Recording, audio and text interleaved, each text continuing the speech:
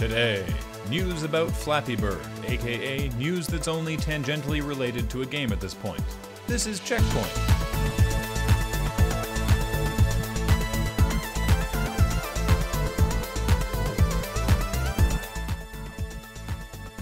Okay, I'm here, and I must. This is part of my 12-step program. My name is Kathleen, and I have a problem with threes. Like the number 3, or? You clearly don't understand my pain. The Oculus Rift continues to be a bubbling cauldron of VR-inspired weirdness. The latest must-have game for the still-in-development peripheral is Classroom Aquatic. It's a surreal nightmare simulator where you assume the role of a human diver who has transferred into an all-dolphin high school class. It's your first day, and you don't know any of the answers to the test because you missed all the lessons before, and also, you are not a dolphin. Let's bring everyone up to speed on the Dungeon Keeper Fiasco. Dungeon Keeper was a PC game from back in the day, where you play an evil overlord as you build the dungeon most capable of defeating an ongoing stream of bold heroes. The beloved game has now been remade by EA for mobile devices with an embarrassing level of in-app purchases. The first instance of "give us money or you can wait a while" hits you right after the tutorial. This has been received poorly by players, and the bad review scores have reflected that. But they haven't been as bad on Android. On Android, users are presented with a typical dialogue asking, "Hey, can you rate our game?" But it also says, if you were going to rate our game, would you rate it 1 to 4 stars or 5 stars? If you click 5 stars, you're taken to the Android store where you can rate it whatever you want. But if you're honest and say 1 to 4 stars, it doesn't take you to the store, it takes you to EA's feedback page.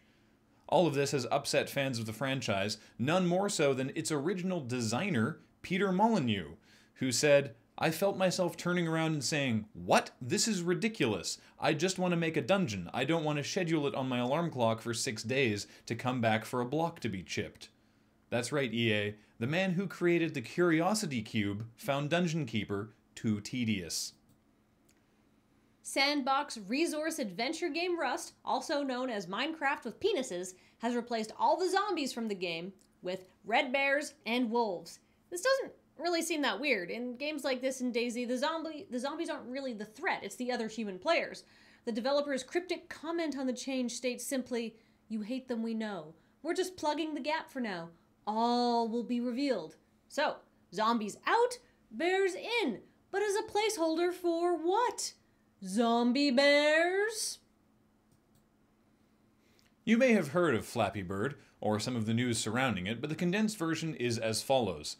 Vietnamese game developer Dong Nguyen made an unforgivingly challenging game about navigating a bird through obstacles that resembled warp pipes from Mario games.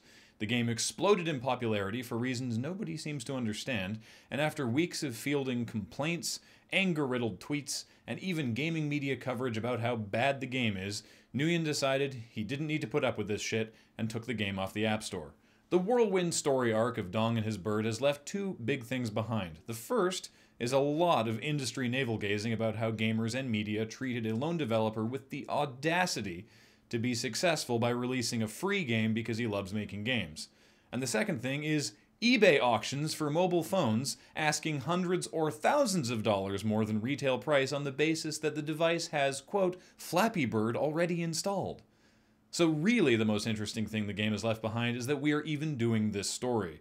The hottest new posts are breathless updates on gaming news sites, referencing previous articles and stories, and criticizing everyone under the sun for their harmful development of the developer, for their harmful treatment of the developer. Maybe we take some of it to heart this time? No? Okay.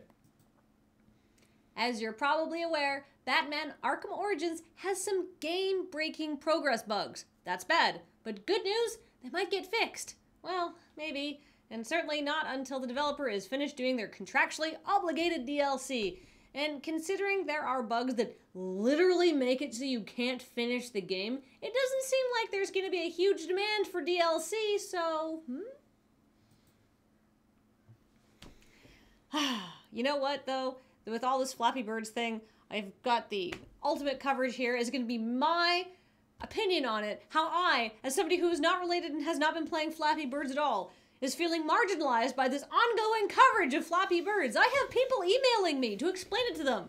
And I don't know what's going on, so now I have to do research. How is this affecting me, the average game journalist? The Flappy Birds debacle will never end.